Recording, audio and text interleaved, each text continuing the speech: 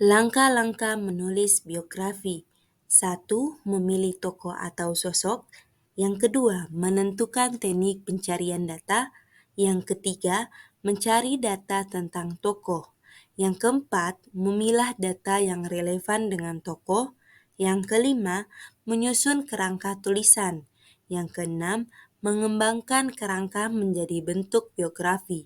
Ketujuh, merevisi kembali hasil tulisan utuh, dan yang terakhir publikasikan. Selanjutnya akan dijelaskan dalam slide-slide.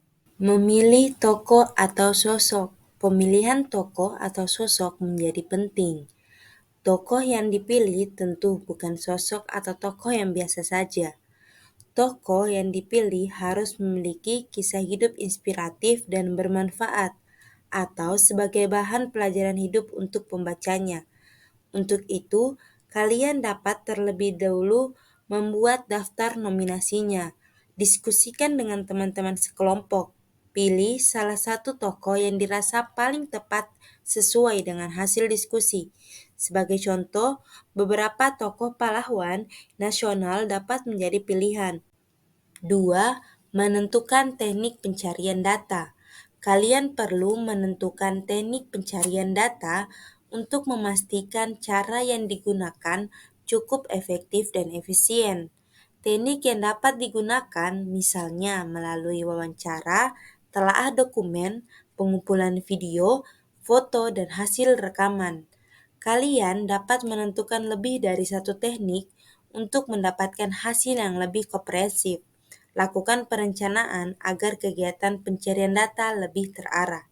Untuk membantu pencarian, kalian dapat mengisi tabel berikut. Tabel isian teknik pencarian data untuk teks biografi. Nomor 1, teknik pencarian telaah dokumen sejarah. Sumber informasi, sejarah perjuangan Sudirman. Tujuan informasi, mengetahui kepemimpinan Jenderal Sudirman saat memimpin pasukan. 3. Mencari data tentang tokoh. Setelah menentukan teknik yang tepat, kalian dapat memulai untuk melakukan pencarian data tokoh. Pencarian data tokoh mencangkup berbagai hal tentang kehidupan tokoh. Kalian dapat memulai dengan identitas lengkap, seperti nama lengkap atau nama yang dikenal umum, kelahiran, identitas orang tua, tempat kelahiran, pendidikan, pekerjaan, dan prestasi. Selanjutnya, kalian dapat mencari peristiwa, kejadian, pemikiran, sikap atau pandangan tokoh secara terperinci. Buat daftar cek tentang informasi atau hal-hal yang ingin atau telah kalian dapatkan. Jangan lupa, tuliskan pula sumber informasi didapatkan dari mana. Perhatikan kaidah penulisan rujukan atau referensi sumber informasi. Untuk membantu, kalian dapat mengisi tabel berikut.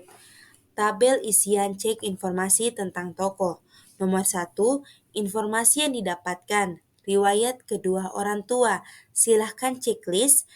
Terkait sumber data, kalian boleh mengisi tentang internet atau buku perpustakaan. 4. Memilah data yang relevan tentang tokoh. Sebelum ke langkah selanjutnya, kalian perlu memilah-milah data yang sudah dikumpulkan.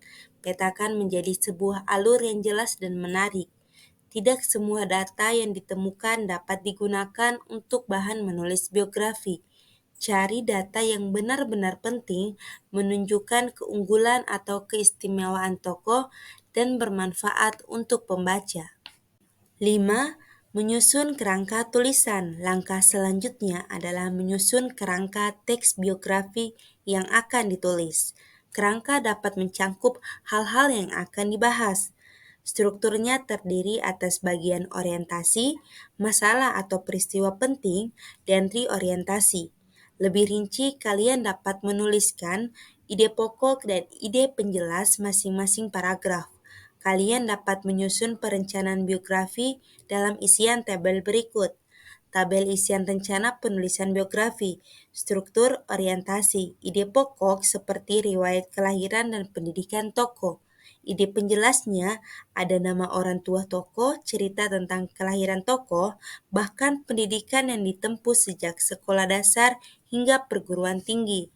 Selanjutnya, untuk struktur masalah atau peristiwa penting, ide pokok dan ide penjelas disesuaikan dengan teks biografi yang telah dirancang dengan reorientasi. 6. Mengembangkan kerangka menjadi bentuk biografi. Pada tahap ini, kalian dapat mengembangkan kerangka menjadi sebuah tulisan yang utuh. Kalian dapat mulai menyusun kata demi kata, kalimat demi kalimat, paragraf demi paragraf, hingga membentuk suatu kesatuan dan tulisan utuh.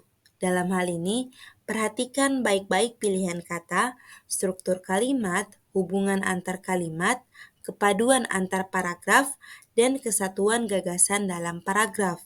Hal tersebut penting untuk meminimalkan koreksi kesalahan pada tahap selanjutnya. 7. Merevisi kembali hasil tulisan utuh. Sebelum dipublikasikan, hasil tulisan yang dikembangkan perlu kembali ditelaah untuk mendapatkan sebuah tulisan yang sempurna dan menarik. Ada baiknya tulisan dibaca oleh orang lain untuk mendapatkan sudut pandang yang berbeda.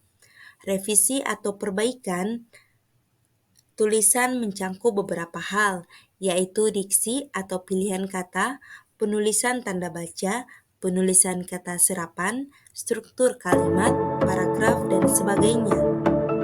Dan langkah terakhir, publikasikan. Setelah melalui proses editing dan revisi, publikasikanlah tulisan kalian. Publikasikan dapat dilakukan Cinta pada negeri kita, tabloid sekolah, indahnya budaya kita, agar lebih menarik. karya Lengkapi tulisan kalian dengan foto, gambar, bangsa. ilustrasi,